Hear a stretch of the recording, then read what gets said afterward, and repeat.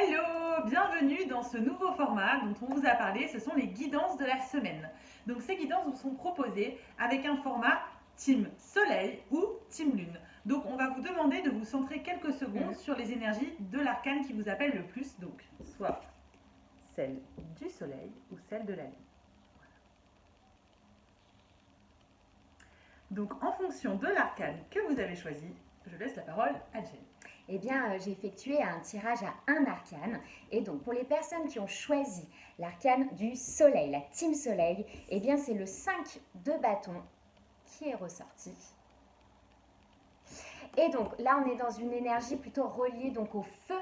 L'énergie, tout ce qui est vos projets, vos passions, ce qui vous apporte de l'ambition. Et vous pouvez vous sentir dans un certain tiraillement entre faire peut-être des choses dans le collectif, être appelé pour peut-être créer des partenariats, en tout cas pour se souder aux autres, et vos peurs individuelles et peut-être la sécurité matérielle. Voilà, il y a vraiment une histoire de tiraillement entre tout ce qui est individuel et le collectif. Donc une énergie un petit peu galère, mais comme vous voyez en 2 secondes, les petits bourgeons que je montre bien. Donc ça veut bien dire ça, on a tous, chacun d'entre vous, chacune d'entre vous, on a du potentiel, on a des talents, il y a plein de belles choses à exploiter, donc il faut essayer de faire croître tout ça ensemble, il faut qu'on soit soudés.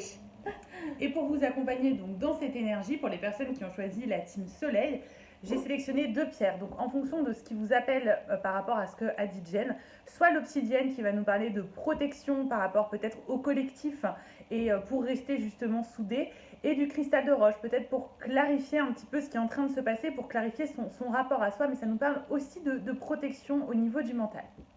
Ensemble, on va plus loin. Petite conclusion. Tout seul, on va plus vite et ensemble, on va plus loin. C'est exactement ça. Alors, la team Lune. Et pour la team Lune, voilà, team Lune. Si vous avez choisi cet arcane, eh bien, c'est le 5, aussi un 5 d'épée, qui est ressorti, que je vous montre bien, voilà.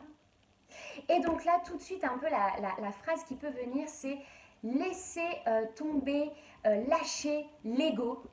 Ça ne veut pas dire qu'on n'en a pas besoin, à chaque fois on le ressouligne, mais laissez tomber un peu le personnage, revenez à l'essence même de votre être.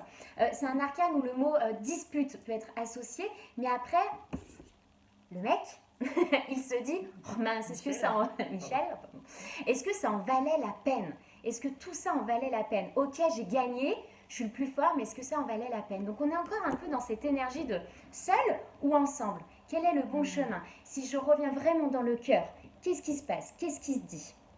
Voilà pour les énergies côté lune. Et revenir à l'intuition du coup, pardon. J'oubliais le mot intuition, voilà. Lâcher l'ego, revenir à l'intuition. Et donc pour vous accompagner, 2 pierres sélectionnées également. Donc on a la malachite pour vraiment se recentrer sur le cœur. Et on a également l'aigle marine qui aide des fortes personnalités à regagner en sérénité, à regagner en calme et à revenir à leur juste place. Et aussi une chose intéressante que Jen m'a fait remarquer déjà, c'était 2 arcanes avec un 5.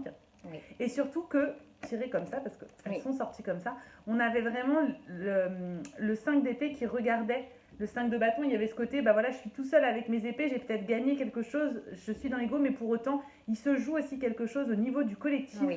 Et ce serait peut-être intéressant justement d'aller y prendre parti, en fait, de réunir ces énergies-là. Oui, exactement. Voilà. On espère que ça vous a plu. Et n'hésitez pas à laisser des commentaires. Voilà. À bientôt, à la semaine prochaine.